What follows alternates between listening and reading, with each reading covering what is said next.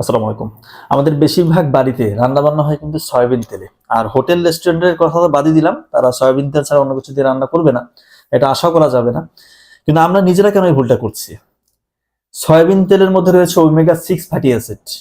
আমার বড় ভাই ডক্টর নাবিল, উনি আমাকে প্রায় বলতেন যে সয়াবিন তেল বাসায় রান্না বান্না করতে নিষেধ কর, বাসায় আম্মাকে বলে দে।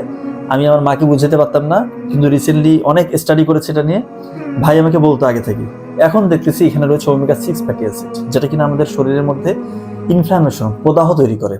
এবং বিজ্ঞানের বলছে দীর্ঘদিন ধরে যদি আপনি এই সয়াবিন তেল খেতে থাকেন, একটা সময় ইনফ্লামেশন বাড়তে বাড়তে হার্ট অ্যাটাকের ঝুঁকি নিশ্চিতভাবে বাড়বে, স্ট্রোকের সম্ভাবনা অনেক বাড়িয়ে দিবে, ও টাইপ 2 ডায়াবেটিস মেলাইটাসের ঝুঁকিও বাড়াবে, ইভেন ক্যান্সারের ঝুঁকি পর্যন্ত বাড়ায় ওই সয়াবিন তেল।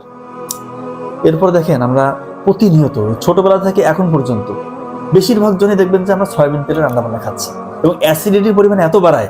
আপনি দেখবেন সয়াবিন তেলটা যখন একটু বেশি দিবে, আপনার হাইপার অ্যাসিডিটি হবে, একদম বেশি মানে এটা বুকের এই জায়গাটাতে জ্বালা পড়া করবে, পেটটা একটু ডিসকমফোর্ট মনে হবে, অনেক সমস্যা। এবং এটার মধ্যে রয়েছে ফাইটোএস্ট্রোজেন। এটা কি?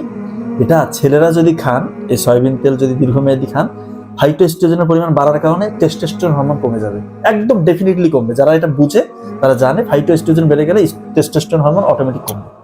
এবং এটা কিন্তু আমাদের ফ্যাটি লিভারের সম্ভাবনা অনেক বাড়িয়ে দেয়, অর্থাৎ লিভারটা আপনার একটা সময় গিয়ে ঠিকঠাক কাজ করবে না। ইভেন কিডনির উপর একটা বিরূপ প্রভাব পড়ে।